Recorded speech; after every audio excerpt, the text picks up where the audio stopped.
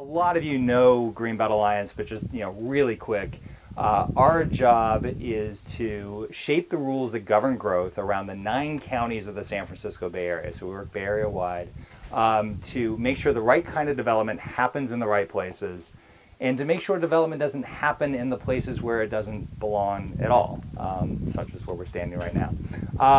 And so I'd like to say that when it comes to fulfilling that mission, of the 101 cities and the 9 counties around the region, really there's no place that is more important and more interesting than the city of San Jose. And San Jose is interesting and important for a couple of reasons. One is because of Coyote Valley, this really unique and special place that has all of these different open space assets, some of which you've heard about so far, some of which you will hear about as the day goes on.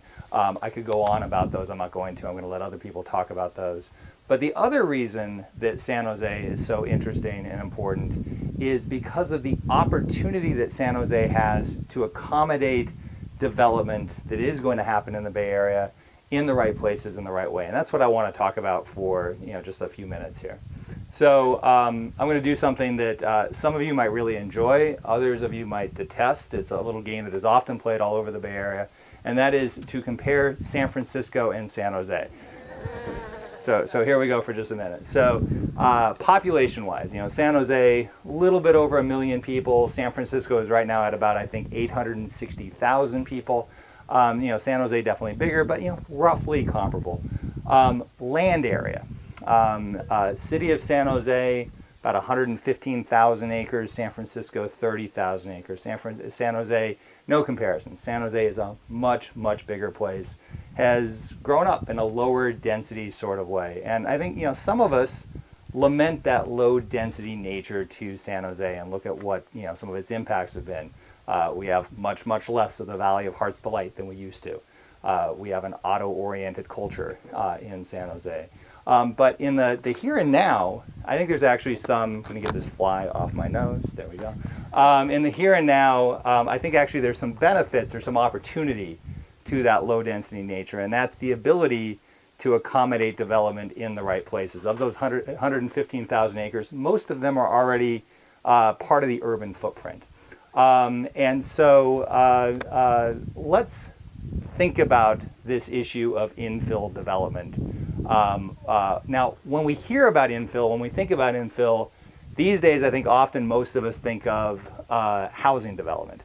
Obviously, the Bay Area is in a biggest housing crisis we've ever been in, and I think we've always been in a housing crisis.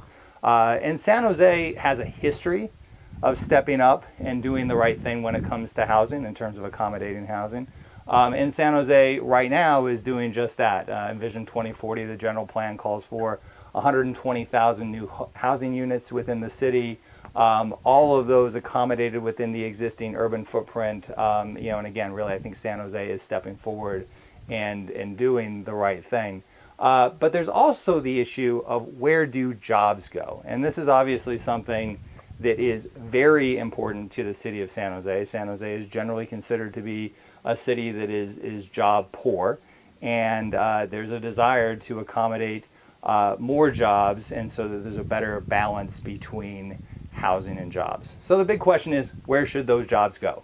And obviously, I think as Megan pointed out, since the 1980s, Coyote Valley, northern Coyote Valley, has been thought of as a place for those jobs to go. There's been everything from consideration of office parks, high-tech office parks, to more recently, as Councilmember Jimenez said, the fulfillment facilities, the distribution facilities, essentially warehouse uses here in Coyote Valley. And so I think the big question is can San Jose grow and accommodate jobs in a way that doesn't require the amazing open space assets of Coyote Valley to be paved over? And I think the answer to that is San Jose can accommodate jobs in the right places without losing Coyote Valley. And I want to just talk about that by speaking to a few examples. So obviously there's the big one recently down by Dierdon Station. Google wants to be the cornerstone of a redevelopment of 250 acres, 20,000 jobs. And these aren't just 20,000 jobs in San Jose, but these are 20,000 jobs near Dierdon Station. what's often called the Grand Central Station of the West, 21st century transit-oriented jobs in downtown San Jose. Adobe, thinking about something very similar, adding 3,000 new jobs on about 2.5 acres. And let's just think back, 5-10 years ago, this wasn't even being talked about. This is the future of San Jose, and it's a very exciting and incredible future.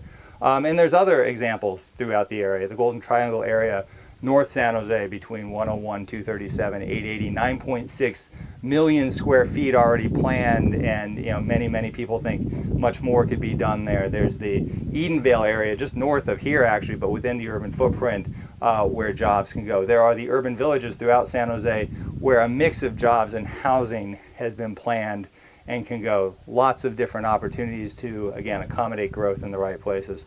I want to really quickly just dive in a little deeper into this. What does it mean to do growth in the right places? So there was a study the city did just a while back and looked at opportunity to accommodate jobs within the city's urban footprint. And it looked mostly at vacant land. But one thing that the study didn't go as deep into is the opportunity to redevelop. So there are places throughout San Jose where there is some existing use on the land, but that land, for a whole variety of reasons, will likely see more jobs placed on it in the future. And I think if we look at those redevelopment opportunities, the opportunity to, again, accommodate jobs within the city's existing urban footprint is very high. So, I just want to wrap up by returning to what I said at the beginning, which is there is no place in the Bay Area that is more important, more interesting than the city of San Jose. If we in San Jose do right by Coyote Valley, we will be the 10th largest city in America, figuring out ways to live in harmony with this incredible landscape on our urban edge. There's really no place else in the country can do that. As Megan, I think, said earlier, can make San Jose one of the most resilient places in America and a model for the rest of the country. Very similarly, if job development is done right, in the right places, in the ways that takes a landscape, an urban landscape that was created for a whole different generation, and reuses that and repurposes that, thinks about it for the 21st century, San Jose will again be a model for how to build a sustainable, economically vibrant, prosperous, equitable place for decades to come. So I think that's what San Jose has in front of it, and I look forward to helping San Jose get there.